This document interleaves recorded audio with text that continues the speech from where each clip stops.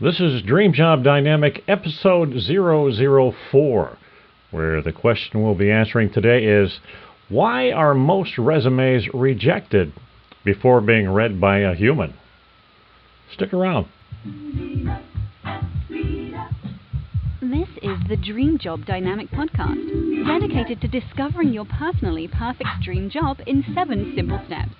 Whether you're a boomer, a beginner, or a somewhere in betweener. Whether your plan is to ramp up your routine, ease off the gas a bit, or to take a side road in a totally new direction. With a dream job discovery as your target, you'll learn to define it, locate it, and land it. So, when you're ready to boost your bad self, let's set you up to be discovered with a proven process that takes very little time and doesn't cost a dime. You can do it yourself, but you don't have to do it alone. Boom that. Hey, thanks, Red, for the introduction. I'm Boomer Boss and Career Coach David Freeman, and we're going to break down a common job searching frustration, why most resumes are rejected before being read by a human. So if that title seems a little bit negative, don't be concerned. The rejection factor is accurate, but it's not the end of the story. The high probability that any given resume will be rejected applies to everyone posted to any job search engine. That's actually rather depressing, but before you react to this reality, let's dig a little deeper. It's not all bad news.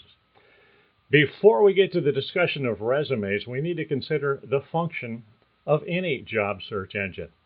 They actually do their job quite nicely and provide valuable information for their clients. While you have a virtually unlimited selection of search engines to choose from, this point must be made very clear right up front. As the job applicant, you are not their customer. While your resume and personal job preferences are a key factor in this cyber search system, the primary objective of every job search engine is to provide acceptable candidates to fill positions for the businesses who are paying for all their services. Companies pay hefty fees to gain access to the databanks of each engine, and your personal details play a valuable, albeit insignificant, part of the grand scheme of things. I promise the news gets better. For all intents and purposes, the search engine is the vendor. A business with a job opening is the paid client, and you, my friend, are the product. Without you and millions like you, the system wouldn't work. So trust me, there are many just like you, all looking for a dream job connection. And hold on, we're almost to the good part. The employers are generally happy to pay the services because it provides them with literally hundreds or possibly thousands of candidates for every open position. A critical challenge for any business is to maintain a full staff and to fill the openings with qualified candidates immediately. The search engine algorithm offers good news for the employer, but not particularly much for the individual job seeker, present company included. I'm sure you can imagine that for every open position, the odds against your profile being the chosen one is possibly 100 or 1,000 to 1 against you. With those odds, if you might as well be 1,000,000 to 1. So stick with me. There's a positive message in this coming up soon. Standing up and stepping out of the crowd will be much easier than you might think. The critical difference between you and all the rest is that you and I will focus on attracting the attention of your dream job bosses, and your fellow seekers won't. Boom that. Let's talk about shotgun versus laser strategies. In our discussion about maximizing your employment potential, we frequently refer to the difference between hunting with a shotgun, aka the search engine, and zeroing in on your target dream job boss with a laser. Shotgun hunting will be the only plan for most of your fellow seekers. Many with great expectations will go wide with their search and cross their fingers while waiting to be chosen. The first good news is that where their search ends is precisely where yours will shift into overdrive. So with that goal in mind, let's charge up your laser and get focused. Warning. Playing the lottery and counting on it are very different scenarios. Most job seekers believe that posting to a job search engine is their ticket to a dream job. It's not. Most of the millions of job seekers will continue to assume that posting a resume is the end of the game. You will learn as we continue that while it's definitely not the last step, neither is it the first. We'll talk about the real starting point in an upcoming session. But I wanted to be sure that you didn't launch into cyber search mode before you made yourself discoverable. Let's take a moment to look at the way a search engine really works. Let's check out the crowded and popular route and then analyze your options in more detail. First things first, let's look at the job search process as viewed by your competition. As we've mentioned in previous posts, the standard operating procedure, the SOP, for the average run-of-the-mill job seeker is limited to a simple 3 to 5 step process. Number 1, dust off and update a previous resume. Number 2, post said resume to a search engine. Number 3, sit back with fingers crossed and wait for a phone call. Number 4, and wait. Number 5, and wait some more. We call this the traditional job search lottery. Since there are seemingly unlimited number of job seekers in the system and a smaller number of actual job opportunities, the employers are guaranteed a warm body to fill every single position. But most of the multitude of seekers will not find their dream job. I know I promised that we discuss a more positive prognosis, and we will. First, let's take a look at the search process that will be used by most of your former competition in a little more detail. Now is the perfect time to look under the hood to see what the search engine really is, what it can do for you, and what it can't. When we're done, you may end up asking, who would want to put their faith in a system that rejects most of the players? The answer is almost everybody, and that's pretty good news. The simple truth is that the majority of all job seekers on the planet will at one time or another trust their professional potential to a job search engine. You are already likely to be familiar with and depend upon search engines in your daily routine. Let's review a couple. Google, for example, the granddaddy of all search engines. Their baby child, YouTube, number 2 on the planet. If you've ever purchased anything online, you're probably familiar with Amazon. Search engines are quite simply highly sophisticated computer programs that respond to searchers based on keywords and keyword phrases. In the example of Google, you can ask a question like, how do I boil an egg?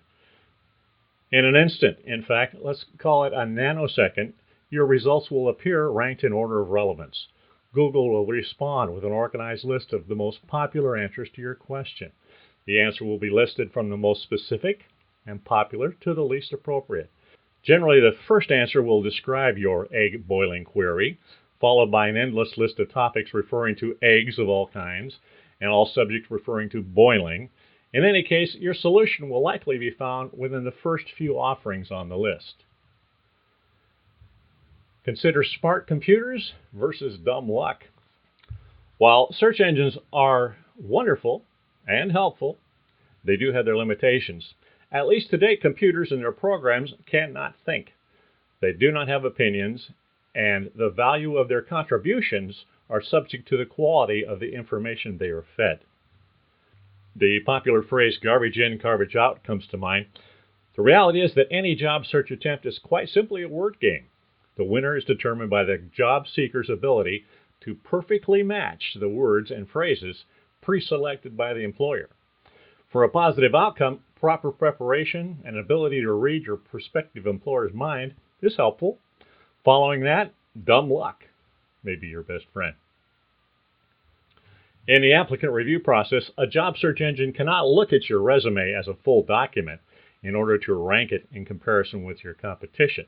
It can, however, search for keywords and keyword phrases in a completely mechanical fashion. The process begins with an employer posting a job opening and teaching the engine what to look for in an applicant. The employer will fill out a computerized form that lists keywords describing specific qualities that he or she considers important relative to qualifications, experience, and character. The search engine can then go to work and literally in an instant analyze multiple millions of words and potentially thousands of resumes. The search engine program will systematically scan every resume stored on its platform, effectively search for the desired keywords, and immediately reject all submittals that do not use an acceptable percentage of those words on their proprietary search. Obviously, one of the first categories to be reviewed will be your job description. By eliminating all cyber resumes that do not include the proper job category, all uninterested seekers will be rejected. Logically, if the job opening is for a carpenter, all resumes referring to other professions, accountants, ballerinas, or firefighters, for example, will be culled from the list. As the search engine instantly moves on to compare qualifications, history, and accomplishments, the selection narrows. Since the employer has neither the time nor interest in considering thousands of qualified applicants, the system will be instructed to rank all potential candidates in order of their similarity to the employer's keyword list. The more keywords included in a resume, the higher an applicant will rank on that list.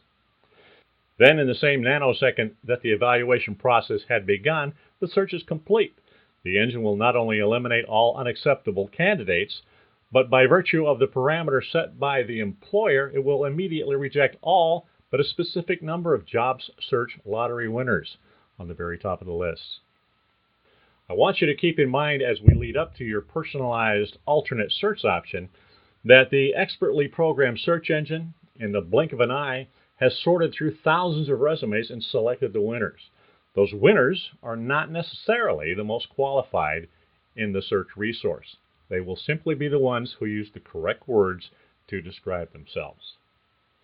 Points to ponder if you determined to count on the luck of the draw. If, for example, the employer was searching for a trainer and you called yourself a coach, possibly not a match. If the target keyword was a manager and you listed yourself as a leader, same thing, no match. If they were looking for a baker and you thought of yourself as a pastry maker, you may be looking in the wrong kitchen. And if the engine were looking for a resourceful person and you were merely ingenious, you may not be selected. Think about similar but different. Both the standard search engine scenario and your upgraded action plan share the same basic ammunition, the resume.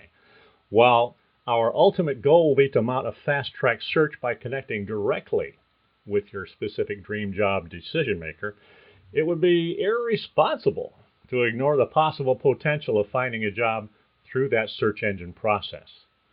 After all, lightning will absolutely strike someone, somewhere, and like any good lottery, you can't win if you don't buy a ticket. Let's be prudent by covering all the bases. Once you've submitted your resume to your choice of search engines, it can then run on autopilot like the rest of the dreamers. Then while everyone else sits back to wait for an invitation to an interview, you can step up your game and prepare to introduce yourself to your personal employer candidates on the outside. We'll build that process as our series continues. By following your personally drafted map, we call it a manageable action plan, you will discover the perfect solution to turn that former rejection-fearing frown upside down. We're here to talk about boosting your career, and we'll work on that together.